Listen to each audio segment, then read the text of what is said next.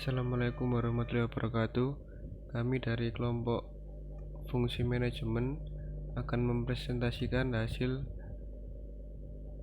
kerja kelompok kami. Nama anggota ada 1. Aditya Bagus Imantaka NIM 121, 2. Arif Nanda Wilandi NIM 159, 3. Zulfian Syahril NIM 189.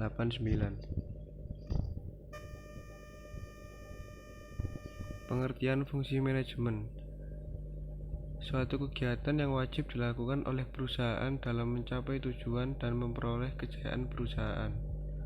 Fungsi manajemen sering kita ketahui dari menurut Henry Fayol dan J.R. Terry adalah dengan istilah POAC: Planning, Organizing, Actuating, Controlling. Planning adalah bagian awal perusahaan dalam menetapkan tujuan yang diinginkan dan kemudian menyusun rencana strategi bagaimana cara untuk mencapai tujuan tersebut. Ketika dalam fungsi planning ini mengalami kegagalan, maka fungsi yang lain akan tidak berjalan baik. Dalam perusahaan akan mengalami kehancuran. Syarat fungsi planning: mempunyai tujuan yang jelas. 2. Sederhana, tidak terlalu sulit dalam menjalankannya. 3. Mid analysis, pekerjaan yang akan dilakukan.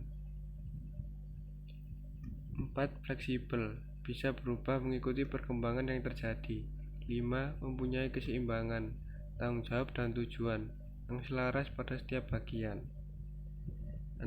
Segala sesuatu yang tersedia bisa dipergunakan secara efektif serta berdaya guna.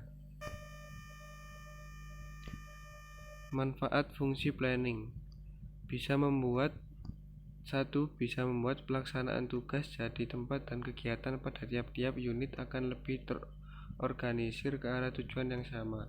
2. Dapat menghindari kesalahan yang mungkin akan terjadi. 4. Memudahkan pengawasan. 5. Menjadi pedoman dasar di dalam menjalankan kegiatan.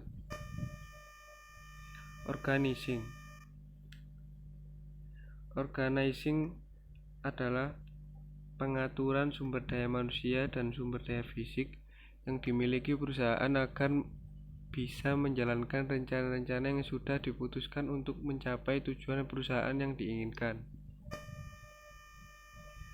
Manfaat fungsi organizing: 1. Pembagian tugas-tugas bisa sesuai dengan kondisi perusahaan. 2. Menciptakan spesialisasi saat menjalankan tugas. 3. Personil dalam perusahaan mengetahui tugas apa yang akan dijalankan. Actuating adalah upaya untuk menciptakan suasana kerja dinamis, sehat agar kinerjanya lebih efektif dan efisien.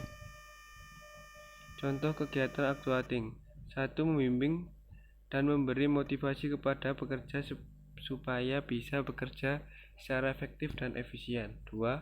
Memberi tugas serta penjelasan secara rutin tentang pekerjaan. 3. Menjelaskan semua kebijakan yang sudah ditetapkan.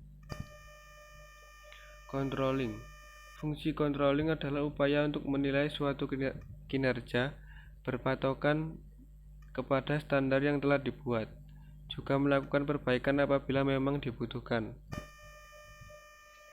Contoh kegiatan controlling: mengevaluasi keberhasilan dan target dengan cara mengikuti standar indikator yang sudah ditetapkan, melakukan klarifikasi dan koreksi terhadap penyimpangan yang ditentukan, memberikan alternatif solusi yang mungkin bisa mengatasi masalah yang terjadi. Hal-hal yang harus diperhatikan pada fungsi controlling: 1. Routing: manajer menetapkan cara atau jalur supaya bisa dengan mudah mengetahui letak di mana suatu kesalahan sering terjadi. 2. Scheduling: manajer menetapkan kapan semestinya pengawasan harus dijalankan. 3. Dispatching adalah pengawasan yang berupa suatu perintah pelaksanaan pada pekerjaan. Tujuannya supaya suatu pekerjaan bisa selesai tepat waktu. 4. Follow up. Manajer mencarikan solusi apabila terdapat kesalahan yang ditemukan. Tindak lanjut bisa dengan memberikan peringatan terhadap pihak yang sengaja atau tidak sengaja melakukan kesalahan dan memberikan petunjuk supaya kesalahan yang sama tidak terulang kembali. Terima kasih presentasi dari kelompok kami. Wassalamualaikum warahmatullahi wabarakatuh.